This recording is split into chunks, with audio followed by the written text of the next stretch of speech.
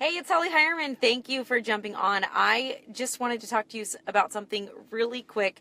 A question that I get all the time. This is probably one of the most common questions is how do I get motivated to work out? Or in another form, most people say, you know what, I make the plan, I try, I'm always tired, I just don't feel like doing XYZ, right? Or this could really relate to anything in your life that you're really trying to get started, is how in the heck do you get motivated to do the thing that you know you need to do? And the answer is so simple. It's just do it. Just move. So my first tip to you is to plan it.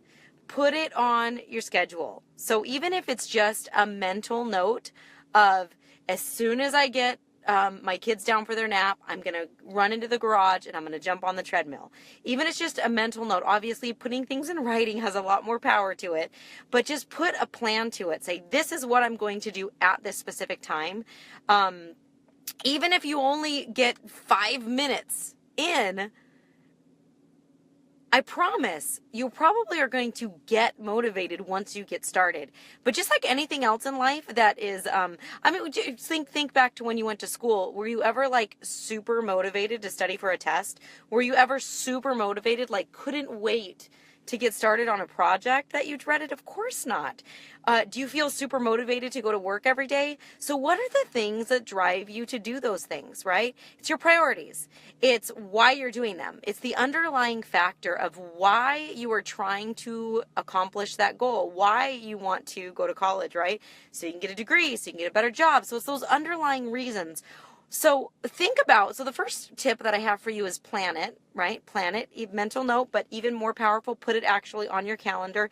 The second thing on how to get motivated is to identify the reasons why you're doing those things. Like, for instance, for many of us, exercise is not simply for us. I mean, yeah, feeling great about ourselves, but sometimes I need something that's a little more external, because I will put me off, but I'm not going to put the benefit of my kids off, right? Especially women. We tend to put other people ahead of our own needs. But the problem with that is when we're not taking care of ourselves appropriately, then other people in our lives suffer. We're not as patient. We're not as happy. We're not setting a good example.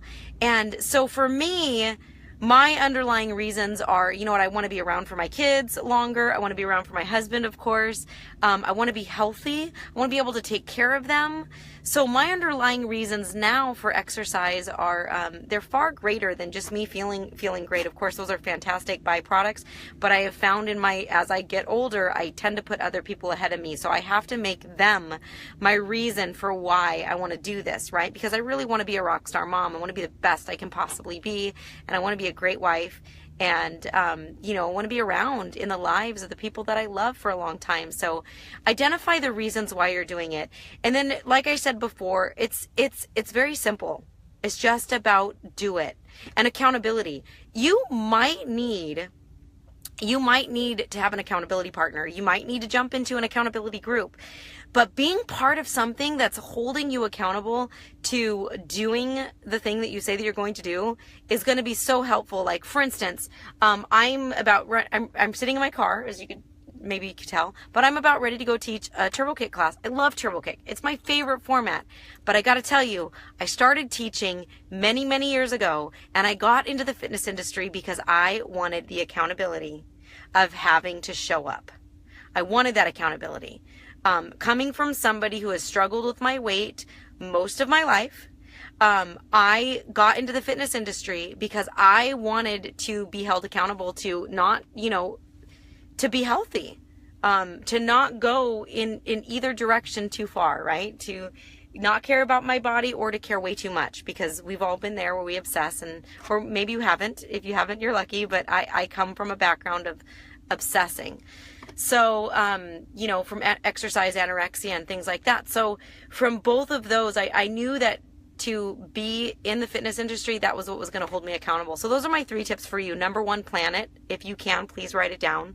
Number 2 is to really identify the reasons why you want to do it because that's going to help you. You're not necessarily going to get motivated, y'all. It's just going to help you do it. And once you start moving, you're really going to feel the motivation. Then you'll start to keep that ball rolling. It's so much easier to get the ball rolling. It's tough. And then the third thing, of course, is to create some level of accountability for yourself, maybe an accountability group, or if you have a partner or somebody that you can talk to, that'll kind of help keep you on track. But those are some 3 tips on how you can get motivated. All right, my friends, I hope that you have a blessed day. I'm off to teach Turbo. Have a great day. Bye-bye.